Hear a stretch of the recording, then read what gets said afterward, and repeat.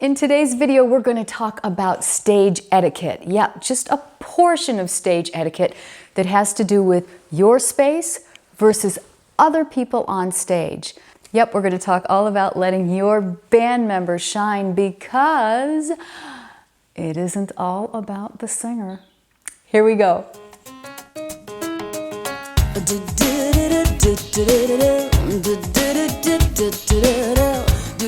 Okay, welcome back to Just Singing with Jo. I'm Jo, or Joellen Hoff, and I'm so glad that you're joining me here today because today is an important video. It's all about space, and what I mean by that is your space versus other people's space when you're on stage. Yep, letting your band members shine. You know, when I was a wee girl of 18 or 19, I was a newbie and I was traveling in the rock circuit. I thought I was doing okay. I was putting on a rock show and having a good time. One night, a band member pulled me aside and he said, you know, and he was a good friend, and he said, you know, you need to be more aware of what's going on around you on stage. And what he meant by that was you need to be aware of your space versus our space. And I'll tell you a story as we get into the video a little bit more.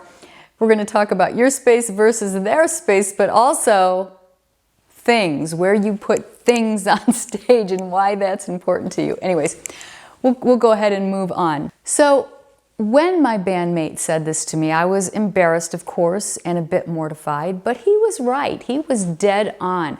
I was not aware of what was going on stage. I was not cognizant at all as far as what my boundaries were versus the other people on stage. But if you're a seasoned performer, you already know all about this. I'm not telling you anything new. But if you're a newbie, somebody who's new to performing on stage or singing on stage, this could be some valuable advice for you. The first thing you want to be aware of is your space, like I said earlier, versus other people's space or areas on stage. Now, I call this the docking zone.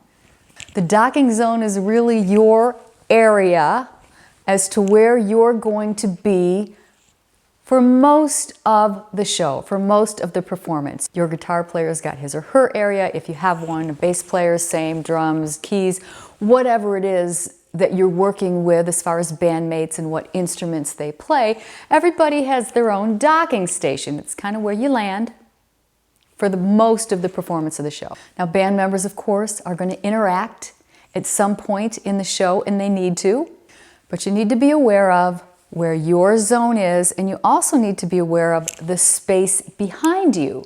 Because if you've got a band member here and a band member there, and one is crossing behind you, and you're not aware of maybe when they're doing that, it's very easy to back on up into somebody, and then you got a mess. So, first rule of thumb, as far as giving people space, is to know what their space is versus what and where your space is, including space behind you.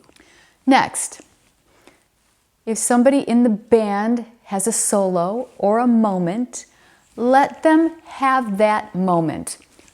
Back away. Back up a little bit, go to the side of the stage, whatever it is you need to do so they can take front stage if they want to. Or if it's a small stage, whatever, and you need to stay in your little area, do that. But it's one thing to kind of, you know, still stay in the groove while somebody's having their moment. But it's another thing to, of course, be rocking out and taking their moment away from them. So be very aware when somebody's having a moment not to run over to them, you know, and hang all over them. Unless it's choreographed and it's planned and that sort of thing, so they're expecting it. But it's not a good idea just to surprise somebody when they're doing a solo or something like that and start hanging all over them. I mean, it's just distracting and disrespectful. Now let's talk about choreographing. That's the next thing I want to talk to you about, is a little bit of pre-planning. It never hurts, and a matter of fact, it should be a must to sit down with your band members and say, okay, now let me back up a little bit. Some bands, some acts are extremely choreographed, are extremely pre-planned, you know, move to move. And some acts are a little more fly by the seat of their pants and have some things choreographed or some things planned. Let's say Joe and Dan will make up two names or something like that. We've got, although I'm Joe, let's say another one. Let's say Rick and Dan. Okay, we've got Rick on one side, we've got Dan on the other side, and Rick and Dan say, okay, in this song, Dan's gonna come up to me at this particular part in the song. We're gonna rock out a little bit, then he's gonna walk back over. In this particular part of the song, me, Joe, I'm gonna go up to maybe the keyboardist or whoever might be on stage, and we're gonna interact a little bit, whatever it may be. It's pre-planned. I know what's going on, they know what's going on, and no one's going to stumble over each other on stage, and no one's going to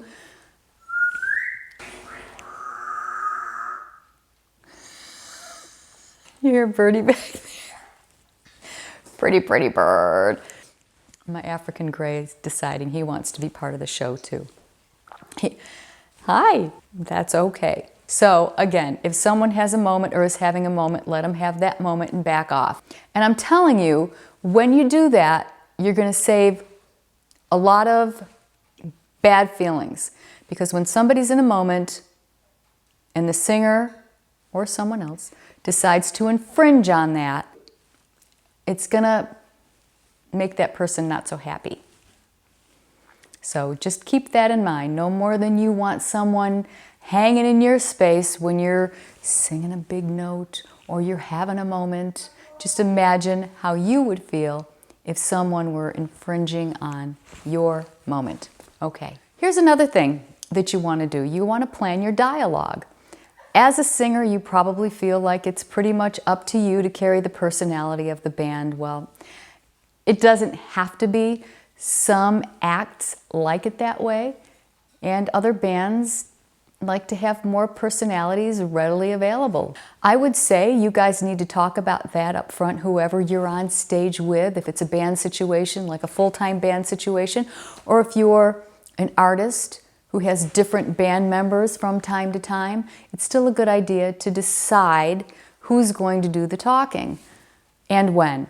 A little pre-planning goes a long way, and a little dialogue between each other, banter, is great for the show. The audience loves that. They feel like they're being part of something personal. So make sure that if you're the kind of act that has other people talking and getting involved, that you do have banter. So lastly, you want to introduce your band members and your production people to the audience. You know, there's really a bond that you have with your bandmates and your production people that you're probably going to carry through life.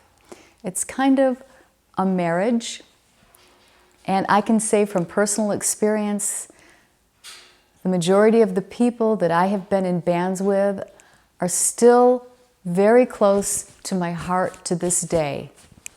And they always will be, because even though we don't talk all the time, they're still right here in my heart. And I hope they feel the same way about me.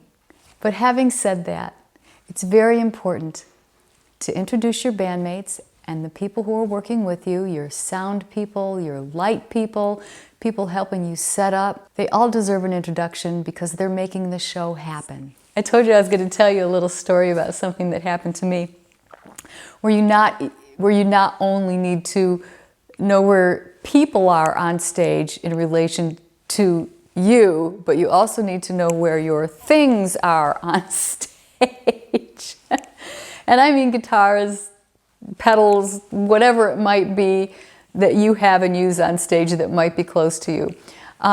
We were doing, and this was years and years and years ago, I remember doing an encore, and it was a rock song, and I was kind of rocking out and not paying attention at all to the guitar I had behind me. Well, I had a guitar and a stand behind me, and I backed up and I was rocking out, and boom, feet over butt and down, and oh my gosh, it was just the funniest thing.